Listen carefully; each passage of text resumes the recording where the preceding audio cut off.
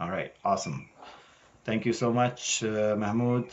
We really appreciate you being here and telling us about Call. I have been personally very excited about your project. And about 4 or 5 months into the genocide, we had somebody present a very similar project. It was essentially the same project, 1 billion Palestinians initiative. That's what he called it, from our friend Taisir Shakale, who is from Gaza, who evacuated Gaza, and is rebuilding his life in Egypt now. And understandably, life of a refugee is difficult. He got busy with that and didn't get the chance to pursue his project further. But Mahmoud and three of his friends have taken up that torch and are working on that project. And over to you, Mahmoud. I want to learn everything about this project. Yeah, over to you. Okay, thank you, Salman, for this opportunity. Thank you, guys, for being here. So we will present you, I'm alone, but for my co-founders too, present you Call, an initiative created to make denial impossible. So by starting with the basics, Call is a name that's inspired by Arabic. Qawl means speech, statement, testimony. In English, it's a call, phone call, and in Hebrew, it's call, and it means the original voice, like the voice that creates the universe, let's say. Uh, so this is not a campaign or a petition initiative. Our goal is to build a transnational civic tech movement, uh, a bit post-Westphalian, to make denial impossible and to organize into this new world that is being born. So we will record, give an identity to our members. It will be permanent. It's a memory and it's a proof. Our own, sorry, so our main goal is to act as the governments and people governing us didn't act. So the problem that we are noticing is lack is the sorry. So the problem we are noticing is the Zionism and how that it is materialized in our society today. So we were analyzing Zionists how to take them down. So they have the law of return. It grants to any Zio the possibility to go to Israel and settle there the same day he has an ID. Uh, we have the fact that whenever you talk with a Zio, they just refuse to acknowledge the genocide. They refuse to acknowledge just genocide. They refuse to say that Palestine exists. So for them, there is no Palestine. If you study them a little bit further, you will notice that all the Zionists everywhere on earth, from Washington to Jakarta, they are all on the same playbook. They all act the same, speak the same, think the same. They have centralized information spreading to them and they spread it to us. So if you study a bit more, you will, for example, Hasbara, you will notice that it's private by buying companies, controlling the companies that the media, the companies, the tools that we use, and at the same time, it's public, financed by government, and it's made to silence us.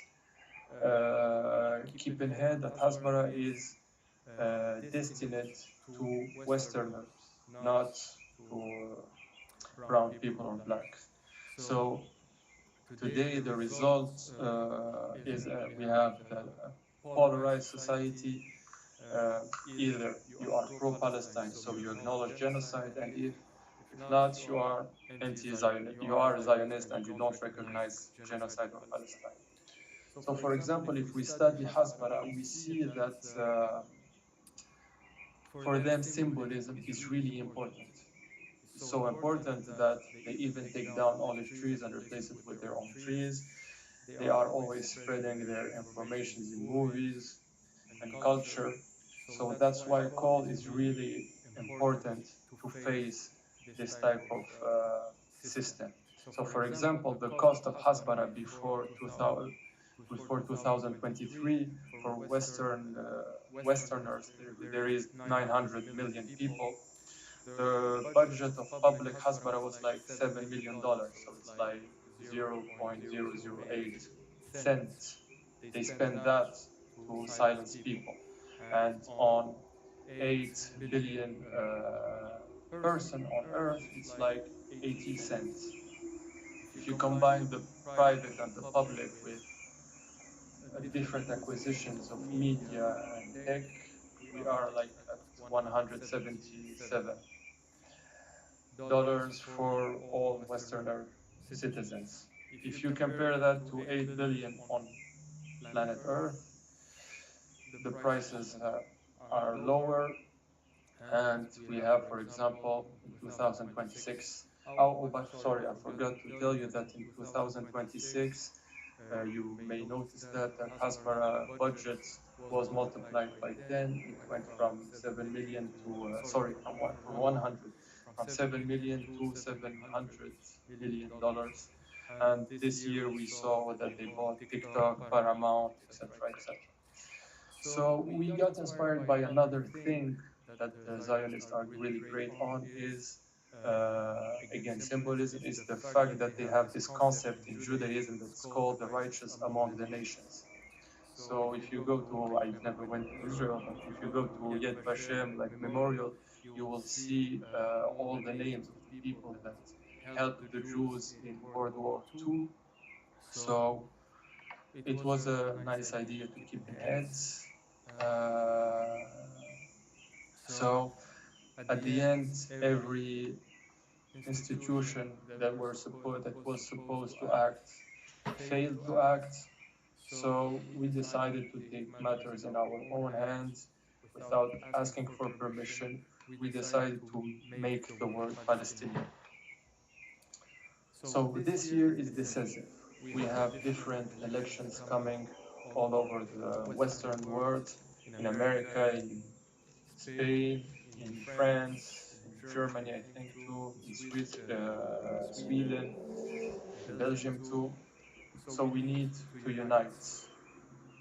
So what we are building with Qawl is a unified distribution to unite people that share the same belief as us from all over the world, let's say, because all the countries are important, to have as the Zios common network, a common information spreading, to coordinate ourselves to be effective on the media, on the press.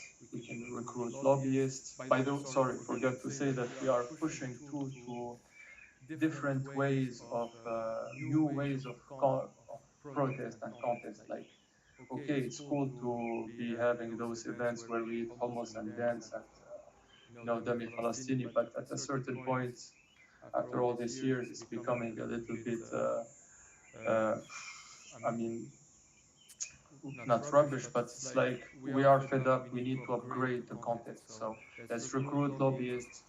Let's buy media. We don't need to buy a whole media. We just need to buy the minimum shares to get on boards. If you see, we are all, everywhere you go, everyone is Palestinian, but still, we are not organized. We are fragmented. Everybody is doing his thing on his own. So again, we need to unite.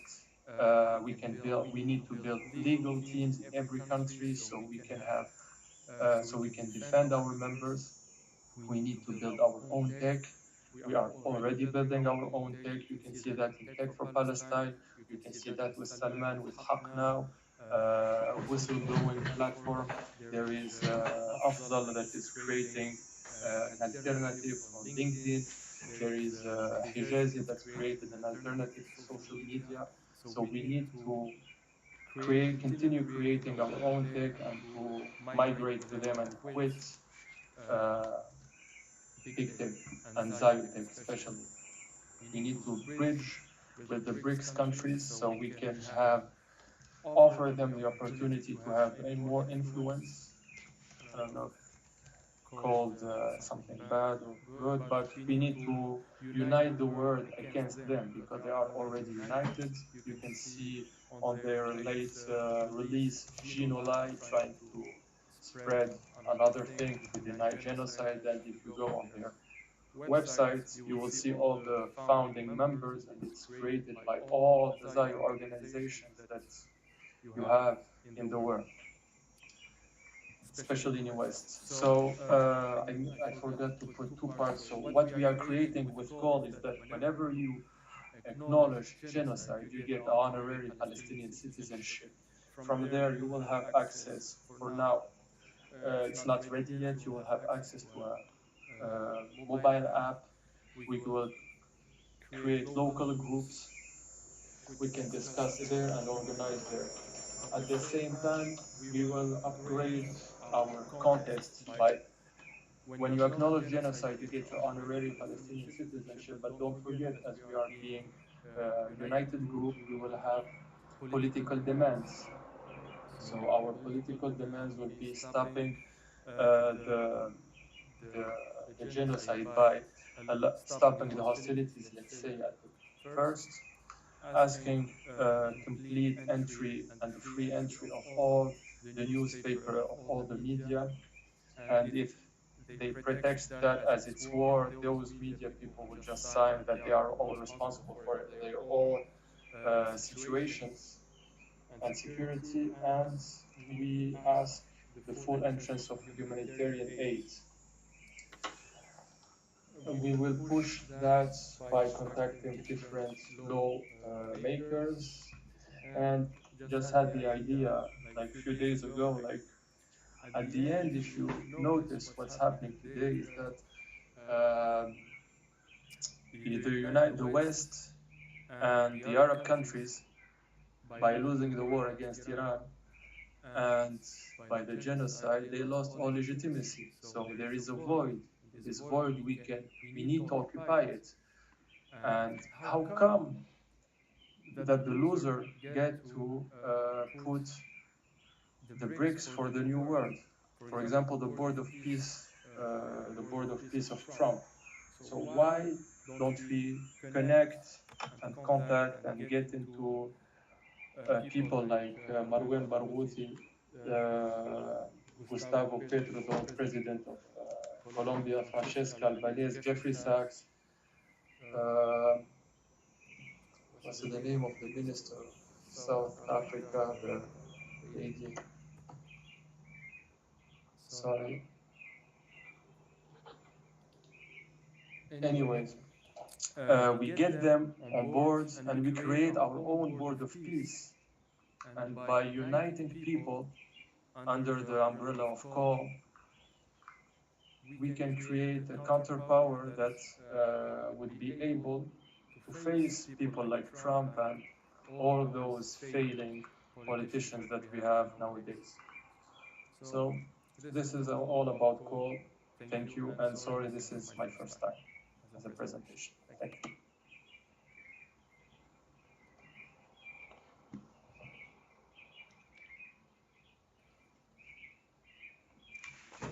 All right, awesome. Um, and we have our first question from Wahid, please. Yeah. Hey, Mahmoud, great to see you, man. My apologies, it's late here. It's 9 o'clock at night, so my energy mic is a little low. But I wanted to let you know I really love your project and what you're doing. I just have a couple of questions. As part of the sign up process, I think it would be great to notify people that they're going to get emailed for all these initiatives and they can opt into receiving that. I think, is that something I missed? Um, and then the second thing is around data compliance. There's repercussions for people that travel to places like UK or US. They look at social media, they look at affiliations.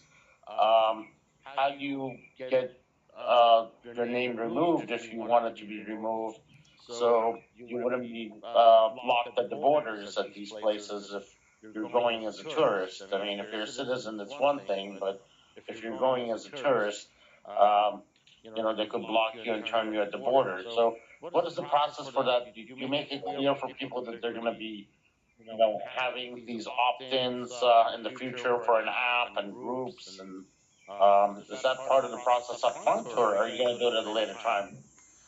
Uh, Look, I will not bullshit you, bullshit the people. So we are facing a discussion. We are having a discussion here. It's that we are going. The whole concept idea is to go frontal, is to go public, to say this is the card. We are we acknowledge genocide. FU. But some people, some members had the same question that, okay, we can, I mean, for now, the database is only accessible by the administration of Qom, no one else.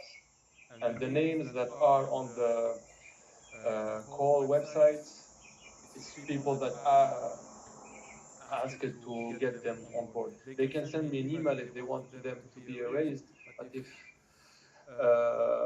but the goal of the project is to be brave, to be bold, and to take the risk.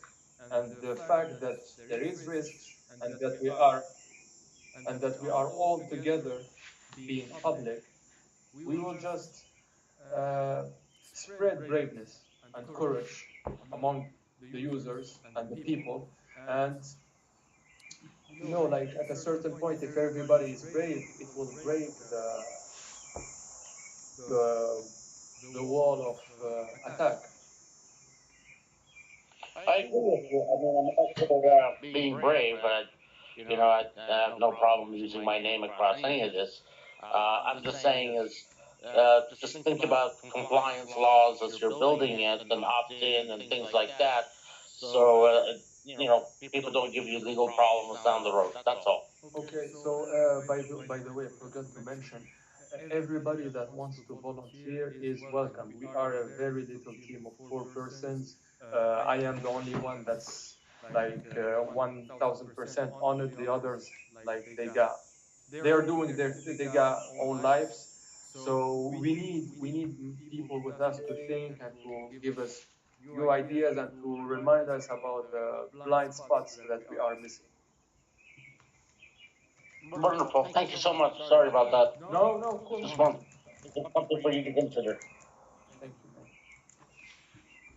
Yeah, and like just being adding an unsubscribe button to the emails, something simple like that. That should be pretty easy for you to set up, right? So, Yes. and um, yeah, and then the other thing, opt-in, what Wahid said, uh, like if somebody is signing up to your website, they're declaring their support publicly. That's understood. That's part of the whole goal, right? Yes. And But the unsubscribe button and things like that, that will just kind of avoid some legal hassles for you because almost all the Okay. countries have like laws around compliance, and you must have a easy unsubscribe button and things like that. So yeah, you can figure that out easily. Okay, okay. I Yeah, understood now the question. Sorry, yeah. I listened. Yeah. So we'll have a question from Camille and then Carlos. Camille, please.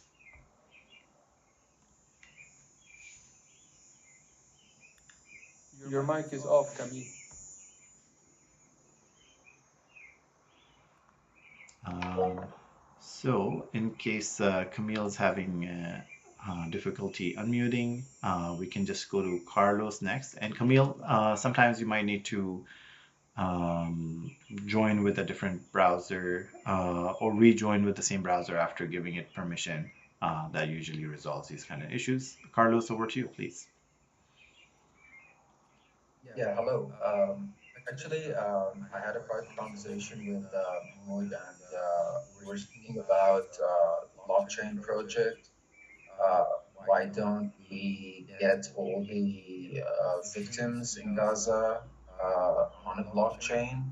Uh, because when I first entered the website, I saw someone of the founders who is specialized in blockchain technology. So I wonder if this can be done. So you can, like we all know, I, I believe that most of us know that all information added to a blockchain cannot be altered. So uh, I believe this is a good idea to have like all the victims on the website in one way or another, either on a blockchain or not on a blockchain. Um, I also yeah. So let's go with this. How do we get the name of the victims? Uh, Photos, videos uh, of what happened in Gaza, um, like uploaded to the website, or I'm not sure if it's not the website, perhaps like another application or software so people can access that. And at the same time, like uh, we can have like this information available to the public. Uh, Yeah, that's my question. I mean, technically we can do that. You just need to put more time on it and to upgrade our server. I mean, servers and things related to that. And we need to get a good facial recognition software to get the pictures of the people. And I mean, we are in contact with Archive Genocide, and they allowed everyone to download everything on their website. Right. So can I say something about that, Mahmoud? Yeah. That you here. So I run a site called Parents Plea, and Parents Plea has got 142,000 plus names of victims, pleas of surviving family members, before and after October 7th, in Lebanon, in Iran, during this current war, before that, during the Women Life Freedom Movement, 35,000 victims from police brutality in the US. And we have a small team that documents this, puts news sources together, pleas of surviving family members together. Now, the basic data, the Ministry of Health, which is what Tech for Palestine used to come up with its list, and I think Archive Genocide uses that same list, is available. The challenge becomes if you publish the same content across multiple sites, Google, for search engine optimization, will penalize you as duplicate content. So that content doesn't end up showing up on Google search results. So even though it would be great as a way to store the data to make sure it doesn't get modified and doesn't get manipulated, it doesn't help with search engine optimization to have the same data across 5 different websites, because if you do that, then search engines don't pick it up. So that's the challenge with that. But our biggest challenge right now is my site is 100% free. There's no ads. It's under Creative Commons, but we cannot keep up with the amount of deaths. And we've asked for volunteers, for people to submit stories and biographies and images. And everybody says it's a great idea. It's a great memorial. It's a way one day to be able to compensate victims. But we have had zero volunteers and help from the outside. So that's been our challenge. We had, I talked about it with Salman and you, Wahid, and Carlos, is that we were in the process of creating for the public, they have the honorary citizenship card. We thought about creating eternally Palestinian cards. And the cards it's like cards for the dead, for the victims, the anonymous victims from archive genocides. And we were working on that project with a company in Ireland that they have their own software recognition, facial recognition software, sorry, and they were using blockchain, Bloxburg blockchain from Max Planck Society. And with further research, there was a lot of question marks that Max Planck Society provides facial recognition software for the IDF used to kill Palestinians. So when and Max Planck Society is very tied to Israel, and the Bloxburg blockchain is not really diffused, so it's still centralized. Thank you, Carlos, for the info and research. So I decided to drop the project because we were planning to make those eternally Palestinian cards, and every honorary citizen will be the guardian of an eternally Palestinian, and he would be like spreading the info about him. So the dead be living, so their memory spreads. Okay, thank you. BZ has a question, and then And Camille. Camille, Yeah. yeah. Um, BZ. Hi. Hello, hello. Thank you Hi. for this initiative. I think it's really intriguing, and I really like the idea of this. And like I feel like people kind of outwardly supporting Palestine, people are afraid to because of the backlash, and there hasn't really been. It's almost like everything is you're kind of paying a price um for being public about it. So I love how this is sort of like rewarding. It's a sort of reward for it instead. And I'm wondering, there's a whole lot of fear around memorializing your support for Palestine because your people are afraid of like what could happen in the future, right? If like it gets hacked and the I'm wondering, do you guys have like mechanism to encrypt the database of like the people who sign up for it? And like if I'm because I'm just thinking like if you are able to be transparent about like how you're securing the data, people might be braver about and more willing to sign up for it. Okay. Could I say some? I think the point is that it's about braveness. So it's not about encrypting. It's about being public with the information. Okay. He already answered that. Yeah. I Start. mean, the best encryption is public. I mean, Yeah. if everybody is like, let's burn the boats, Right. it will create a domino effect until it's like it's look. Never forget. I want everybody to keep in mind that we are winning the war. We are already winning. Yes. We already won. The only question is Israel, how far it will drag us down. That's the only question. And never forget that 3 years ago, if you say, boo, Israel, you get completely ruined. Look now, we're doing conspiracy like against Right. Israel. so, so No, yeah. go ahead, Sorry. sorry. No, No, no, so no. it's I totally agree, and I think that, but I'm just thinking like I'm just wondering how much like I think that there's enough people who probably would just voice their public support, but I'm just wondering like if that's just something that could kind of get that going. But I agree, like the part of it is the public support of it. I'm also another question was just like, yeah. do you have like an ordering? So like people who sign up are kind of assigned an ID. So like starting from one, so that you can kind of see like who signed up, who were the initial adopters or like Yes, yes. initially. Yeah. Oh, that You would be cool can too. Mm-hmm. you can check on the website. It's down. Oh, sorry. Uh, yeah, you scroll a little bit down, and you will find the list. Thank you. This is very cool. Thank you. But we are working on an upgrade. It's just like a little landing page, but we're making an upgrade and we're working on the different spots missing. All right. And thank you. Let's try Camille again, please. Camille, are you able to get off mute now? Okay, there you go.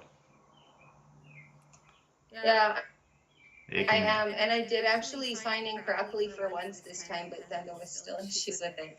And it seems to really slow down when my camera's on. Sorry, just to Keep it interrupt. on for long. Sorry, But sorry. yeah, it's a really cool initiative. I'm just gonna interrupt Uh, Mahmoud, your screen's still showing. My bad, bro. Yeah. Okay. All right. Okay. All right. Sorry about that, Camille. Please continue. Sorry. Okay. Yeah, I was just gonna mention, Mahmoud, that I think we were connected, especially like a couple of years ago, and I was always really excited about this idea. Um, I don't know, somehow we were connected on LinkedIn and stuff, but then at some point we weren't. I think LinkedIn just stopped showing us each other or something. And then more recently, I got kicked off the platform. So I'm really happy to hear about this. It's a really cool idea. I don't know if you remember the open letter that I had worked on previously.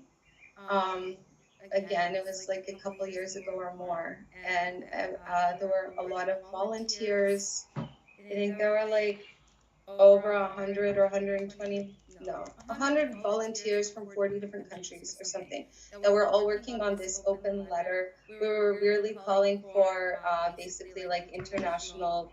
We sent it to every foreign minister of every country in the world, and we tried to have signatures from organizations and people in every country to go their um, to their global affairs or foreign affairs department, and it was basically asking for essentially military intervention or like a coordinated international response. And so it was interesting because we had so many people who were willing to work on it, so many people willing to put in effort, and the individuals did sign, but almost no organizations were willing to sign, even the ones that you would definitely think that they would be sympathetic. But I think they just really recognized that there was a lot of risk to putting your name on something and signing something like that. And I was surprised. I was surprised that we didn't get more organizations because we had so many volunteers working so hard within their local communities, big organizations, small organizations, whatever. We contacted so many organizations, almost none signed. And so, yeah, it was, I guess, still a cool project, but I thought it didn't really, it was disappointing. It was really disappointing. And I think with this, those concerns are going to be amplified because our governments have worked hard in the last couple of years to put in new laws to be able to really penalize us for supporting stuff like this. And I would imagine there could potentially even be like the potential for it to be labeled as a terrorist organization. I mean, if Antifa can be a terrorist organization, who can't, right? But like, if this is something where you actually have like membership, and then if some of the members do engage in direct action, which we all know direct action is the only way out of this, it's the right thing to do. But if you start having any of those signed members starting to participate in direct action, you could see it quickly potentially becoming labeled as like a terrorist organization. So, I mean, I'm not saying this to discourage you at all, because we all know that if we don't stand up now, that we'll quickly lose our chance, because they are putting in, you know, the data centers, the surveillance network, the legal framework, everything to be able to, you know, stop us from standing up for ourselves. So, I mean, I think we have to do it. Like, we just have to. We have to find a way, and we just have to. Like, there is strength in numbers. But yeah, like you said, you'd have to have a legal team in each country, and I just think it's gonna be a real legal battle. Yeah, but I didn't mean to be a negative about it. I think it's a really exciting idea, and I also like linking to stuff happening on the ground, because more and more we are going to be censored. And right now, Meta is working real. That's going to happen more and more, and we are going to have to move to like actual, you know, in person on the ground stuff, because we are going to largely lose like the ability to coordinate online. So I think that that's also a really important part of it, because if you've got people in each other's neighborhoods who have real live connections, those cannot be easily destroyed by, you know, governments and such. So yeah, I think those are some of my thoughts. But anyway, it's really, really great to see you. And I'm so sorry for what you've been through over the last few years. I'm so, so sorry. And I'm really glad to see that you're still fighting and you're still working hard on this, and I'm here to support you for sure. Thank you, thank you, and as you said, it's now or never. Otherwise, we'll be crippled till the end of time.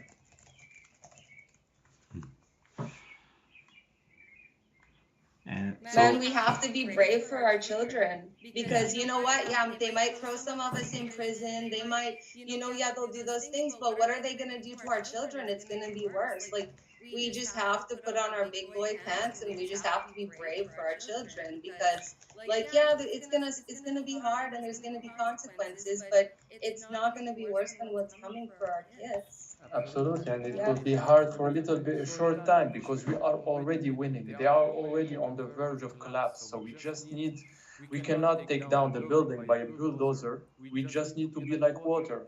The cracks are already in the building. We need water to flood it and to break the basics, and it will just collapse on its side, on its weight. Yeah. Yeah. So, similar to Mahmoud, with Haq now, there are risks with everything, and we have to take risks. Um, but we don't have to be reckless about it so that we end up in jail, right? And so, for example, with Haq now, I have spoken to lawyers in the community that have helped provide language around how to stay as legally safe as possible and not end up in jail, right? And because if Mahmoud's in jail, I'm in jail, Wahid's in jail, we're of no use to anyone, right? So there's definitely pushing the boundary, but without doing anything illegal.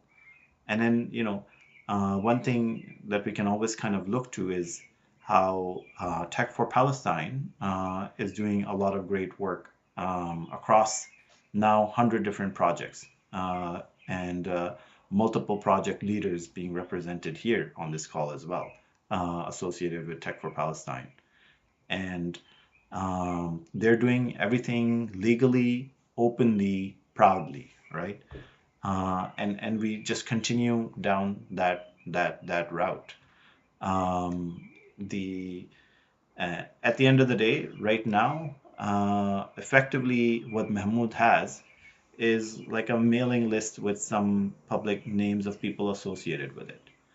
And but it's a powerful symbolic move when we have large number of people, millions, tens of millions, hundreds of millions, billion, saying, I'm Palestinian, I'm Palestinian, I'm an honorary Palestinian. Then we take ownership of that cause. And the government, they can declare small groups here and there, Samidun, Al Haq, not related to Haq now in any way, and others terrorists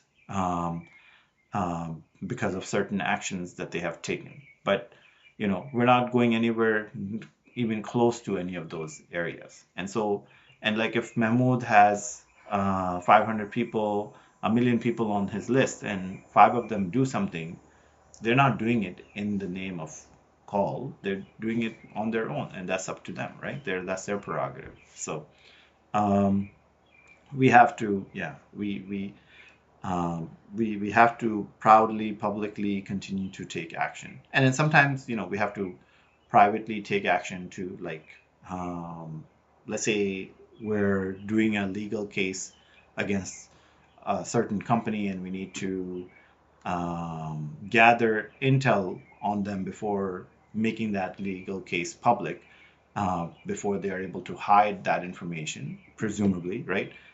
Just as an example, then in those type of scenarios, you do things under the cover a little bit, but then come out with it publicly later, right? We have seen many amazing pieces of investigative journalism that have resulted in this kind of output, right? But yeah, most of our work can be just and can be and ideally should be public and without fear. Uh, and we have the numbers on our side. They can't declare 100,000 people, 1 million people, 100 million people terrorists. They can try, but they can't, right? So yeah. Sorry, Ruel, good to see you after a little while. Please,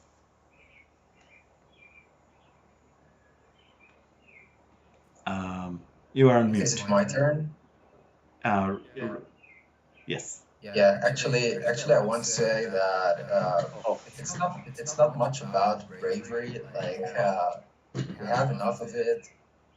Uh, the problem is that we also have to be rational. You know, we have families to take care of, and like we cannot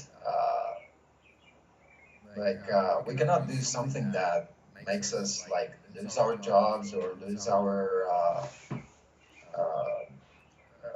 like medium of living. Uh, you know, I was working for an American company during 3 years. I knew the guys were pro-Zionist. That's why I evaded speaking about religion and politics.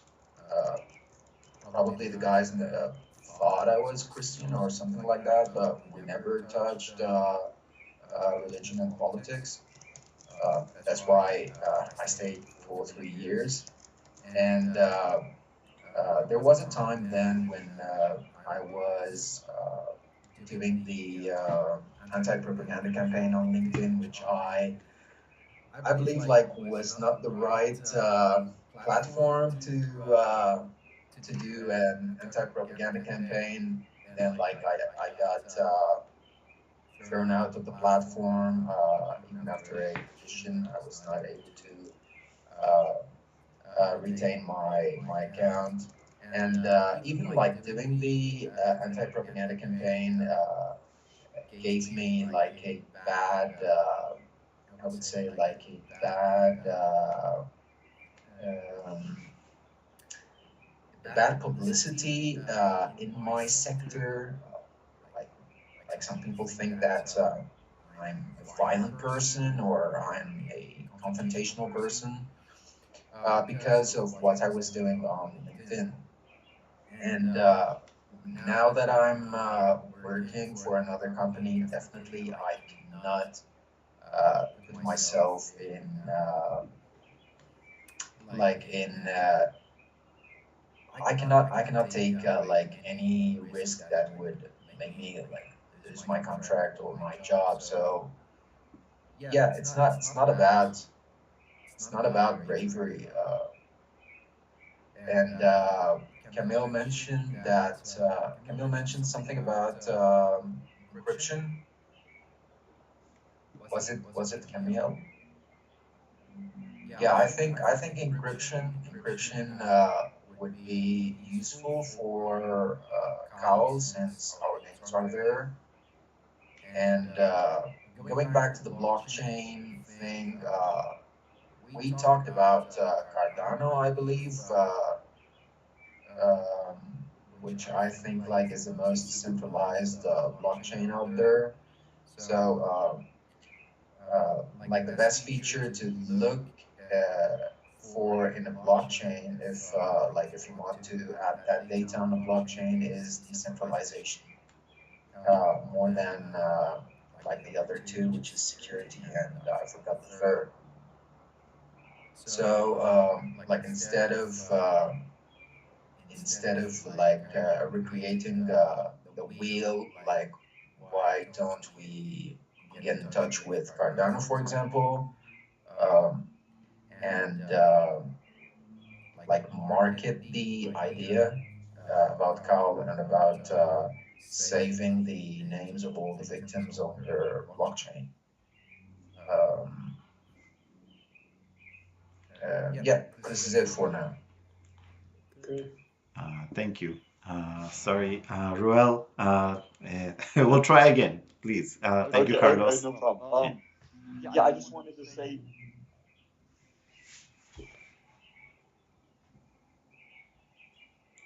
Oh, We lost him. oh, we lost Royal. Okay, we'll go to Mohammed and we'll try Royal again when he's back. Mohammed, please. Salam, everybody. How are you doing? Salam, brother. Thank you for Welcome. joining. Always great to see you. Thank you so much.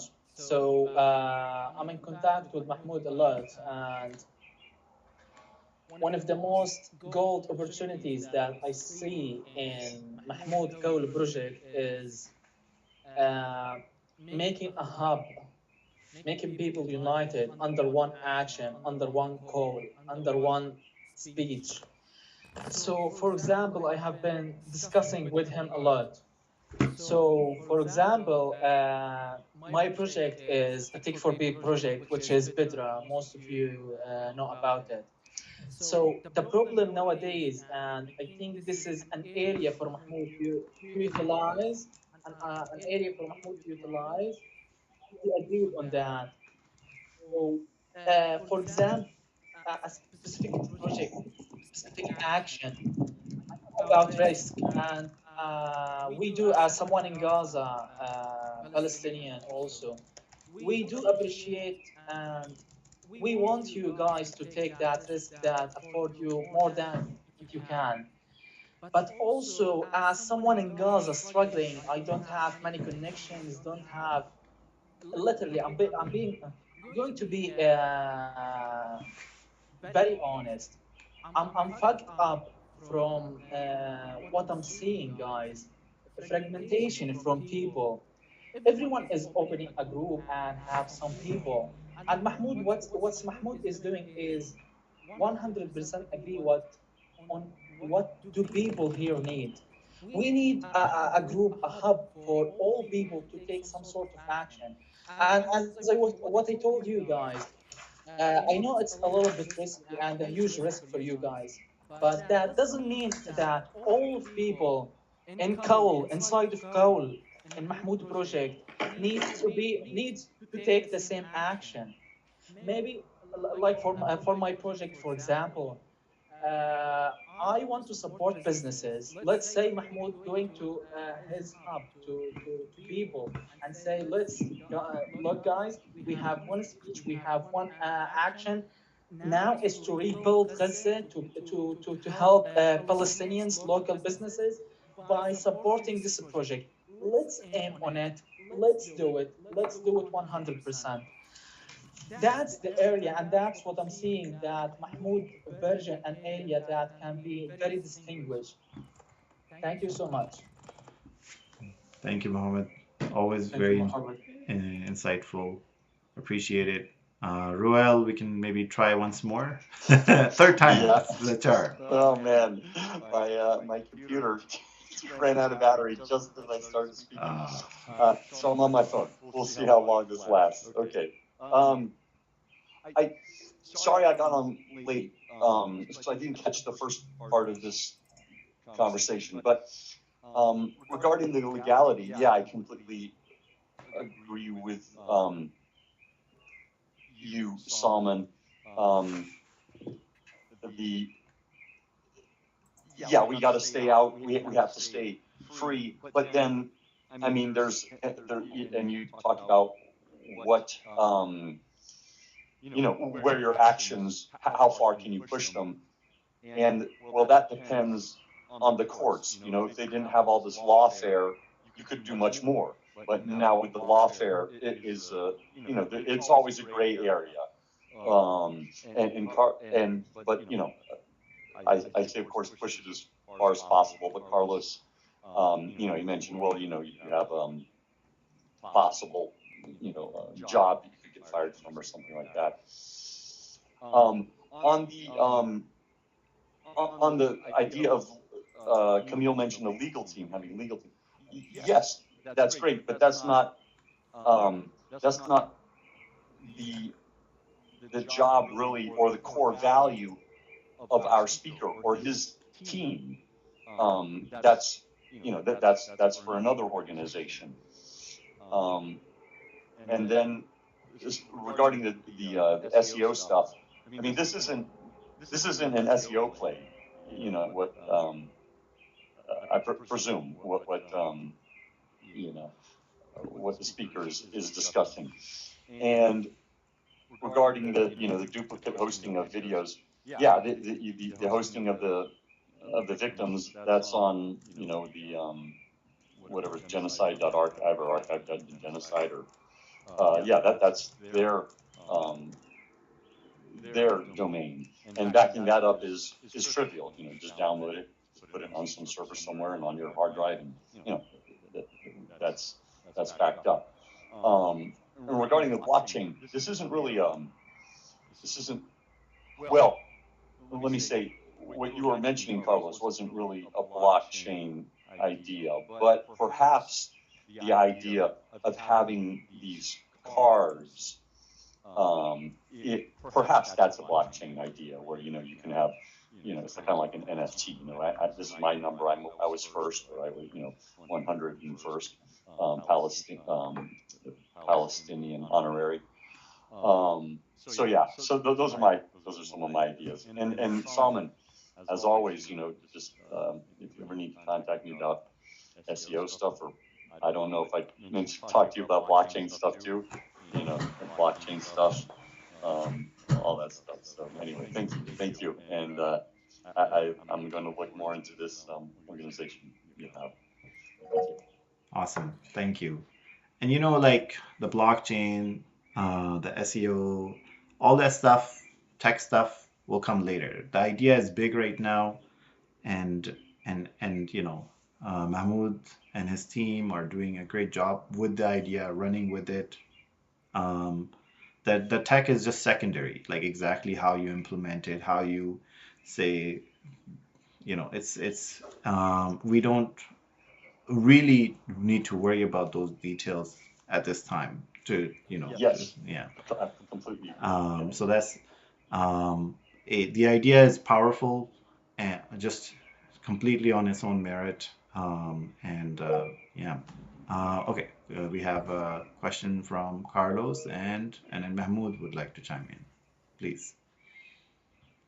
Okay, actually, I was going to comment about the legal part. Uh, uh, I think that we should stay away from legal cases as much as possible, uh, because legal cases like are a waste of energy, time, and money. So, like, I would not push like the project or like something inside the project that far uh, to get like into like a legal case or something like that. So um, I'm not sure what do you think about that, but like my wife is a lawyer, and I know that this thing is very time consuming, and it consumes a lot of money. Uh, I also wanted to ask Mahmoud, uh, do you have like a CRM, like customer relationship manager tool inside your platform? Are you using one? Because when the numbers increase, I think you need one in order to like uh, like better manage the people of Qawl. If you already have more than let's say 100 or 200, I think you definitely need to subscribe to one CRM. And as for the onboarding process, I'm not sure what you're actually using, but I think it's working. Uh, yeah, that's a question about the CRM you're using, or Honestly, as further this goes, my goal is to discharge myself from all the technical side because I'm not a tech guy. I'm a, let's say, a peasant, an analphabet in IT, unfortunately. Unfortunately, a literary person. So I would not know what to tell you, bro. I'm sorry. To go back to the legal thing is, yeah, I'm a peasant, yes. Yes, I'm an emperor. um, the thing is to finish. I mean, not to I mean, if we can continue, no problem. I want you guys to think about coal as a state, literally a state. We are building something that is utopic. People may call it a decentralized autonomous organization. I like to call it a state because with so many different profiles joining in, um, we will need a Department of Interior, a Department of War, a Department of Health, Department of Culture, and everyone regarding his skills will be affected, will be into a specific department. First thing. Second thing regarding the legal, why we want to have legal teams everywhere. First of all, it's symbolic to spread, like to say to people, don't worry, you are backed. We will protect your ass if something happens. We are behind you. And if you see, for example, today, this morning in England, uh, the jury refused to condemn Palestine Action, I think, groups, like they refused to judge them. So actually, law is flipping more on our side because of public protest. And second thing, and this is the most important thing, in the last days I was watching Nuremberg film with Russell Crowe, and something like captivated me is that uh, they didn't have specific laws at that time to judge the Nazis. They just got the Soviets, the Americans, the English, and the French together. Obviously, the hero was the American DOG, but and they got those people together to came up with new laws. So if we get our own legal teams and we get our own legal teams and we start doing plays, like there is so those like simulation of UN simulation for university people, like for youngsters. Why don't we do the same? Like start doing simulation of judgments. We start doing we start putting a framework for the laws that we will use to judge those people. We need to put in the brain of people that we will judge those people, that those people will not just go like that, like we're gonna go, like they will kill all of us and life will be back like before, and we're gonna put the dust under the carpet and we're gonna have beers and we're gonna have our own past lives before October 23. We need to, I mean, today everybody is consumed tired, so to put an idea in the mind of people is simple. So why don't we simply start building all of this together? I mean, just put our balls on the table. We are already lost. I mean, what else do we have to lose? Nothing. So, for example, I'm talking with a Belgian lawyer. I'm proposing him the idea. I'm waiting for his response. He's working with the Hind Raja Foundation. We need to tackle this with young lawyers because the old generation is already, I mean, they are afraid, they are too much by the book. And even though if you go by the book and you go in history, you will notice that, I mean, law evolved with time. So again, we are building concepts. So we can just be creative. We need to be creative because what's happening never happened. And we are fighting something that's never been fought before with this materiality, let's say. So we need to adapt our tools, to adapt our arms, and we need to fuck the system with intelligence. I mean, with subtlety. For example, if you notice, we are not asking people to go like torch buildings or like I would dream to I mean, my role model is Fidel Castro taking down Moncada barracks. He was, I think, 21 at that time. We cannot do that, and I'm too weak.